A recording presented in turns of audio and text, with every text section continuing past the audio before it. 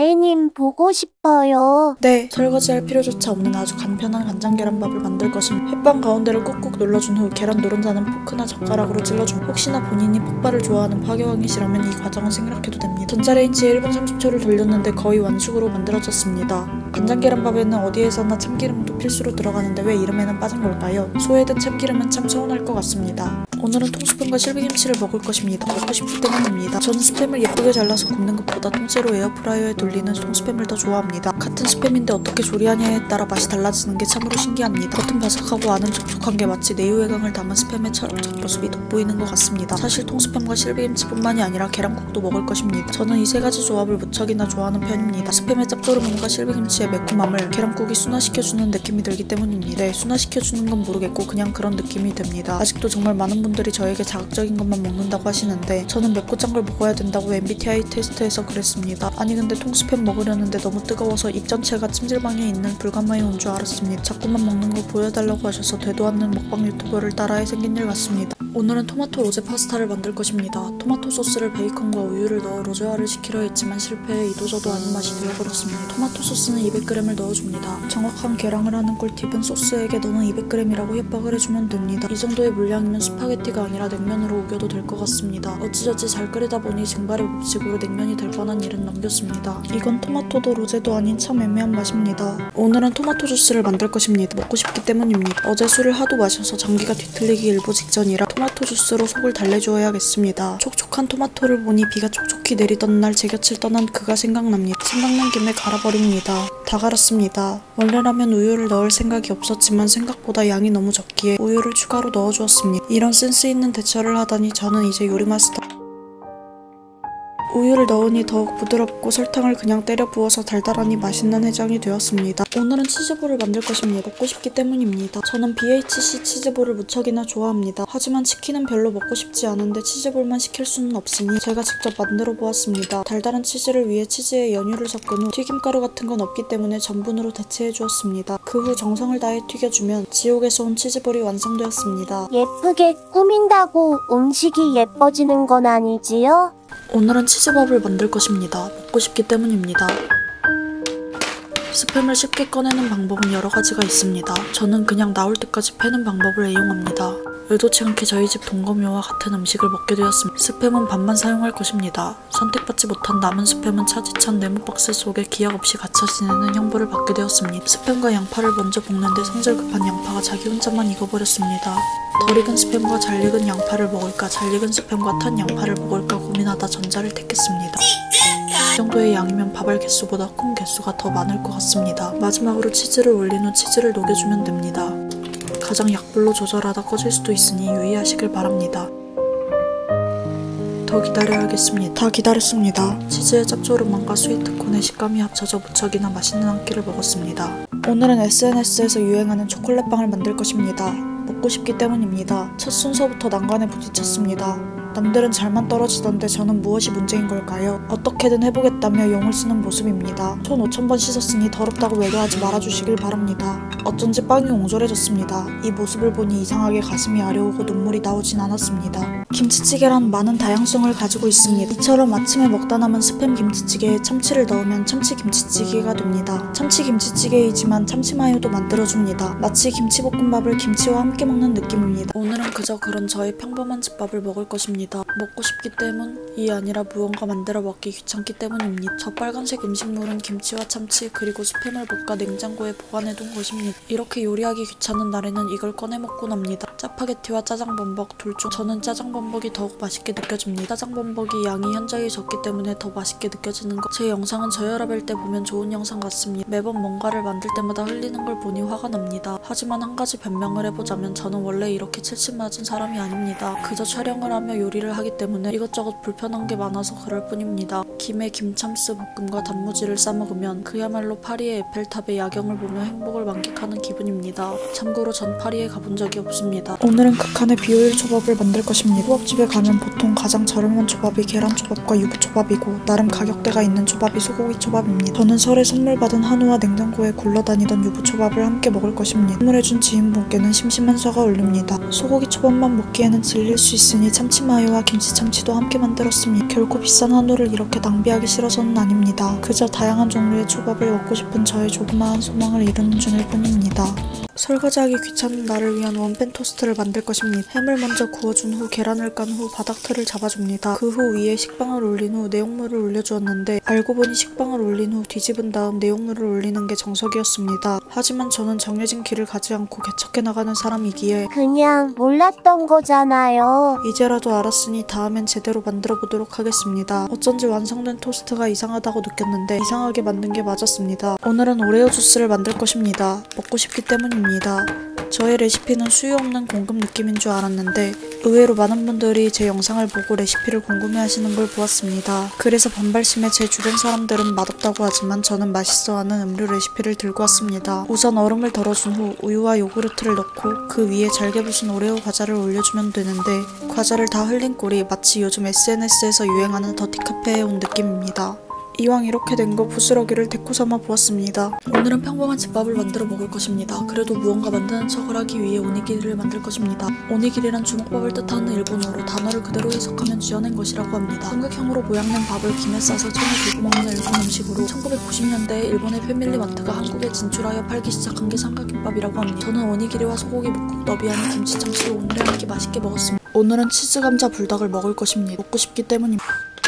불닭 뚜껑을 전부 뜯고 물을 넣어준 후 불닭 소스를 뿌려주는데 이것은 제가 흘린 것이 아닙니다. 식탁도 배가 고픈 나머지 저의 소스를 탐하길래 조금 나눠주었습니다. 부족한 불닭 소스는 따로 추가해주도록 합니다. 그 다음 불닭 위에 우감자를 뿌린 후 요리하느라 힘든 제 자신에게도 간식을 챙겨줍니다.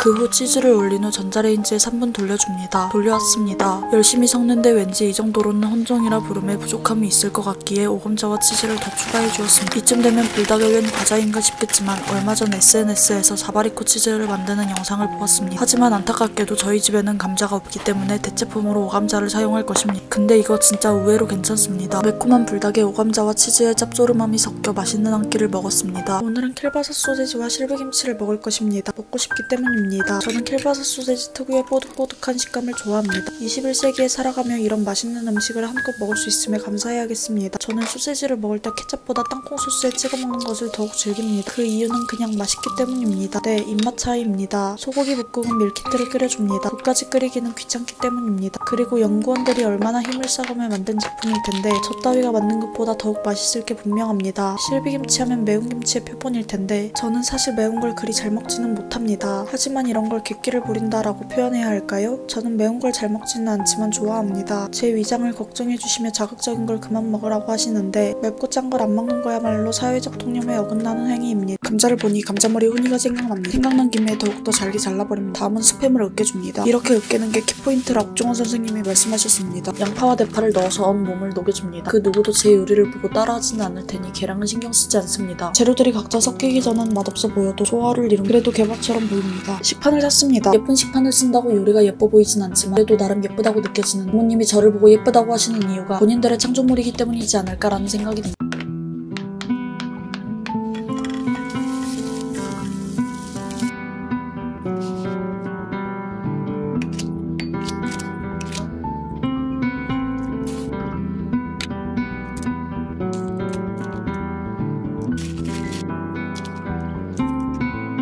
초콜릿과 마시멜로우의 조합은 단어 자체로도 설렘이 느껴집니다. 카나페에 초콜릿과 마시멜로우를 올린 후 전자레인지에 30초 돌려주면 스모어 완성입니다. 솜사탕이 물에 녹는다는 건 누구나 아는 사실일 것입니다. 그런데 저는 물 한 컵에 솜사탕 한 트럭을 넣는다고 가정하면 더 이상 녹지 않을 것이고 그에 따른 한계치가 궁금해졌습니다. 우와, 저는 뭐 쉽게 되는 요리가 없는 것 같습니다. 이게 무슨 법칙인지는 이과분들이 설명해 주시길 바랍니다. 저는 솜사탕을 한 트럭 구매할 정도의 자본을 가지고 있지 않으니 사이다 반컵에 솜사탕 90g을 넣어보았는데 이건 마치 라쿤이 솜사탕을 씻어먹는 거와 같이 끝날 생각이 없어 보입니다. 사이다 반컵이 아닌 한 숟가락에 실험을 했어야 했나 봅니다. 네, 오늘은 솜사탕 유이들을 만들어 보았습니다. 오늘 내 꿈에 돼지가 나왔어. 돼지 꿈은 흔히 길몽이라고 하는데 그런 건 모르겠고 아침부터 삼겹살이 먹고 싶어져서 삼겹살 김밥을 만들었어. 속재료는 상추, 쌈무, 쌈장, 파김치, 대패 삼겹살을 넣었지. 김밥을 예쁘게 말고 참기름과 깨를 뿌려 마무리했어. 덕분에 고소함이 배가 될 거야. 예쁘게 플레이팅한 후 이제 사이드 메뉴를 만들 거야. 난 고깃집에 가면 꼭 비빔국수를 시켜 먹어. 짜장면은 단무지, 국밥엔 깍두기처럼 삼겹살엔 비빔국수거든. 다진 마늘, 설탕, 참기름, 고추장을 넣고 비벼둔 후 새콤함을 더해줄 쌈무와 아삭한 식감을 위해 상추도 넣어줘. 아참, 내가 꿈 얘기 끝까지 했었나?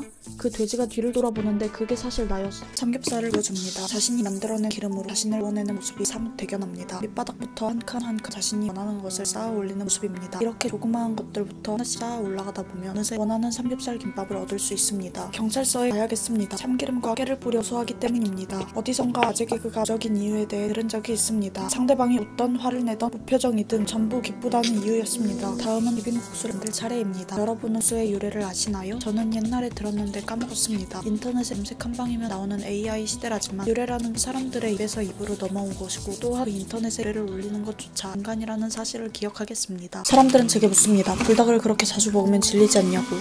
물에 젖어 촉촉해진 라이스페이퍼를 보고 비가 촉촉히 내리던 날 제 곁을 떠난 그가 생각나. 불닭을 감싸 안아줄 수 있는 라이스페이퍼가 어쩌면 그 사람보다 나은 것 같습니다. 황소고집이라는 말 그대로 더럽게 안 잘립니다. 그럴 때는 두 손을 사용해줍니다. 버섯을 싫어하는 펜식 아동으로 자란 저는 불닭 팽이버섯이 너무 궁금해 만들어봤습니다.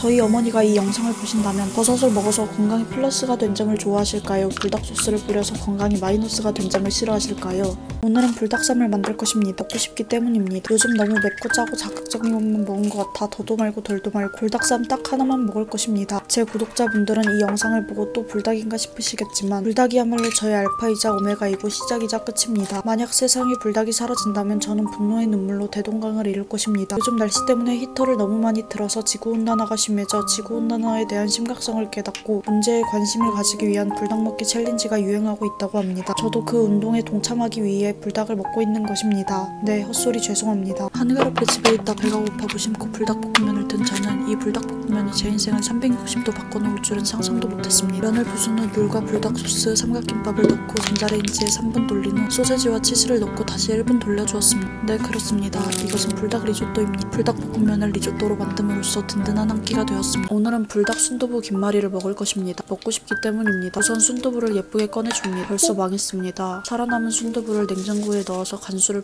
빼왔습니다. 강한 자만이 살아남는다. 전체 순두부 중 반쪽만이 살아남았으니 김도 순두부의 길이에 맞춰 잘라줍니다. 라지 사이즈 옷을 입다가 스몰 사이즈로 다이어트를 한 셈입니다. 다이어트를 했으니 다음은 미백 효과를 내기 위해 장분을 묻혀줍니다. 순두부 회사가 제 요리를 본다면 고소장이 날라올 수도 있을 것 같습니다. 다음은 불닭 소스를 만들어줍니다. 계량은 대충 눈대중으로 해주도록 합니다. 어차피 결국 책임은 먹는 제가 지니까 괜찮습니다. 순두부 김말이를 튀겨주는데 걸핏하면 제 손이 튀겨질 것 같으니 조심해주도록 합니다. 건강한 순두부 요리에 불닭 소스라니. 마치 이 요리는 환경을 보호하기 위해 텀블러를 사용하지만 그 텀블러의 개수가 20개라 환경 파괴범이 되어버린 기분입니다. 네, 모순이라는 의미입니다. 사람들은 이제 정말로 제게 묻습니다. 불닭을 그렇게 먹으면 질리지 않냐. 그래서 보란듯이 또다시 불닭을 들고 왔습니다. 이제 불닭은 정말 눈 감고도 끓일 수 있을 것 같습니다.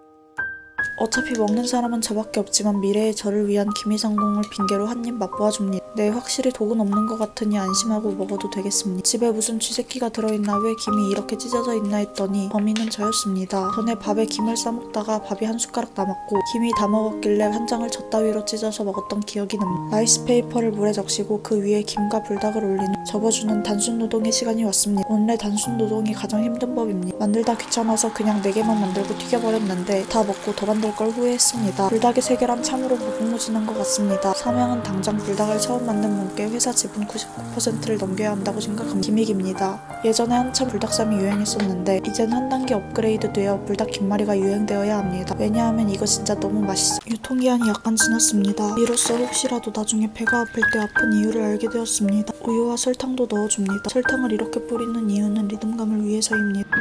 처음 마시멜로우를 녹인 것은 외부에서 침투한 열이었다. 하지만 시간이 흘러 결국 마시멜로우를 녹인 것은 다름 아닌 마시멜로우 자신이었다. 녹인 슈가와 우유와 마시멜로우를 줄여서 슈우를 종이컵에 담은 후 냉장고에 3시간 굳혀줍니다. 슈우를 꺼내왔습니다. 종이컵을 자른 후 접시에 담아주면 완벽한 마시멜로우 푸딩이 되었습니다. 이 푸딩은 그냥 너무 달고 달아서 이거 먹는 순간 언어 능력이 퇴화해버렸습니다.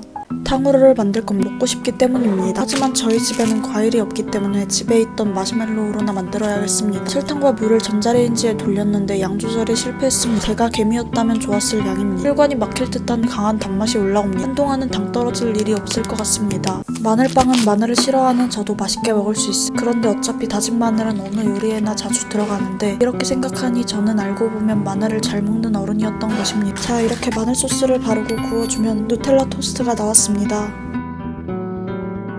이번에는 성공했습니다. 이번 기회에 시간의 소중함을 되짚어 보았습니다. 손가락을 베이컨과 헷갈려 자르지 않도록 조심해. 쓸모없는 후레이크는 버려줘. 신라면은 면이 동그래서 냄비에 딱 알맞습니다. 베이컨의 향기로움에 그냥 고기만 집어먹고 싶었지만 만약 그랬다면 이 영상은 올라가지 못했을 것입니다. 라면을 끓일 때 면과 스프 중 무엇을 먼저 넣으시나요? 스프를 먼저 넣으면 더욱 빨리 끓는다는 정보를 어디선가 주워들은 적이 있음. 저는 면과 스프 중 물을 먼저 넣습니다. 토마토 계란볶음과 떡만두 라면을 끓였는데 영상을 안 찍었습니다. 눈치 없는 카메라. 알아서 자동으로 잘 찍었어야지. 화가 납니다. 얼마 전 저에게 화장품 광고가 들어왔습니다. 마치 48세 건장한 아저씨에게 프린세스 메이커 게임을 광고로 들어온 격이라 거절했습니다. 안 어울린다는 의미로 얘기한 건데 의외로 어울릴지도 모르겠습니다. 오늘은 설날입니다. 설날의 대표 음식하면 떡국이지만 저는 떡국떡으로 만드는 떡볶이를 계량은 신중하게 해야 됩니다. 걸 좋아해서 올리고당을 너무 많이 넣습니다. 욕심부리면 안 된다는 어머니의 말씀이 생각납니다. 분명 국물이 자작했는데 라면사리를 넣으니 순식간에 물이 흡수됐습니다. 이건 뭐 물먹는 하마 새끼도 아니고 국물 떡볶이를 먹고 싶던 저의 바람은 날아갔습니다. 유튜브 초창기에는 레시피를 물어보시는 분들이 많던데 요즘은 그런 댓글이 전혀 달리고 있지 않습니다. 무척이나 현명합니다만 수요 없는 공급으로 설명창에 레시피를 적도록 하겠습니다. 오늘 레시피는 비닐탕후루입니다. 다른 사람들은 종이컵에 비닐 막 잘만 만들던데 왜 또 저만 안 되는 걸까요? 저도 제 상스러운 요리 실력에 질려버렸습니다. 오늘 레시피는 일반 탕후루입니다. 이것도 망했습니다. 너무 끈적거려서 치아 전체에 레진을 당하는 기분이었습니다. 어제는 엽떡을 시켜 먹었습니다. 아마도 저는 피 검사를 한다면 피가 아닌 엽떡 국물이 나올 정도로 엽떡을 정말 자주 먹곤 합니다. 하지만 엽떡은 양이 많아. 아니 잠시만요. 엽떡은 양이 많다고 해야 할까요? 그만큼 가격대도 있는데 가격 대비 양이 적당한 거 아닐까요?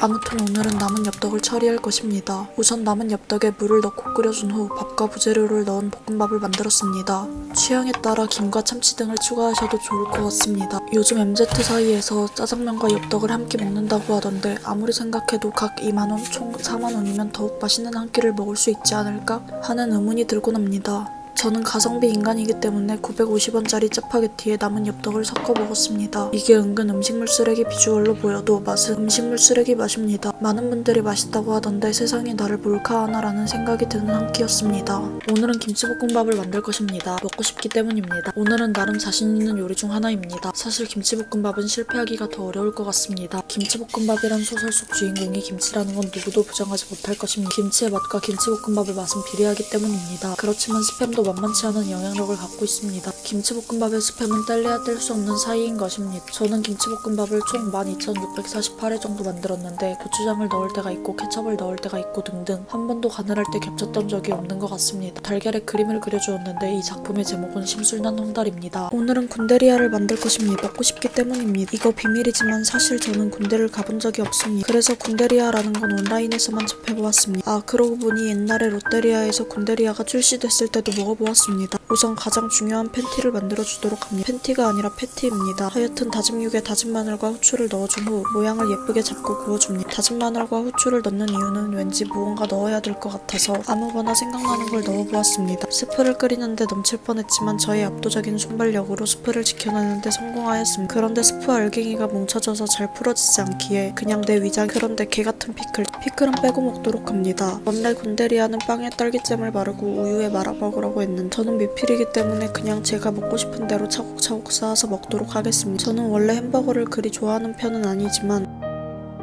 이렇게 만들어 먹으니 더욱 맛이 있는 건 모르겠고 그냥 귀찮기만 합니다. 세척 후 드세요. 칼질을 잘하진 않지만 편집에 힘을 보태면 그 누구보다 초고속 칼질이 가능합니다. 어른의 요리란 무엇일까요? 먹기 싫은 채소를 빼고 고기만 듬뿍 넣은 카레를 만드는 게 어른의 요리입니다. 양파가 살짝 탄 것 같지만 애써 무시하고 물과 카레가루를 넣어줍니다.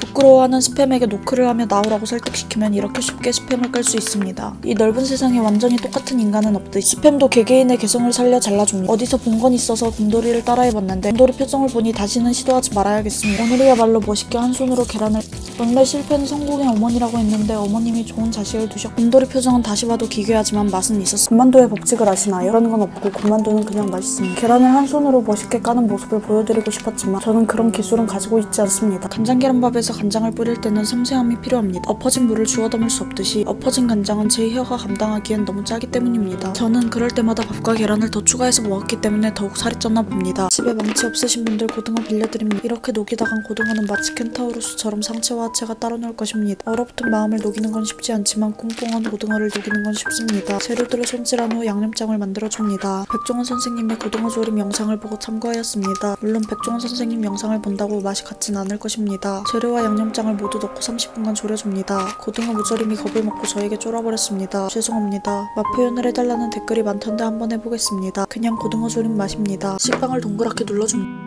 상처난 마음에 반창고를 붙일 수는 없지만 상처난 식빵은 베이컨으로 수습해주도록 합시다. 다음은 마요네즈를 보다 정갈하게 퍼발라줍니다. 마요네즈와 설탕의 양으로 본인의 혈관을 얼마나 죽일지 타협할 수 있습니다. 제 특기는 두 손으로 계란을 깔 수 있습니다. 한 손도 아닌 두 손으로 까는 게 무슨 특기냐는 의문이 든다면 네, 예리하십니다. 에어프라이기로 들어가 더욱 강한 육체로 돌아온 식빵은 제가 맛있게 먹었습니다.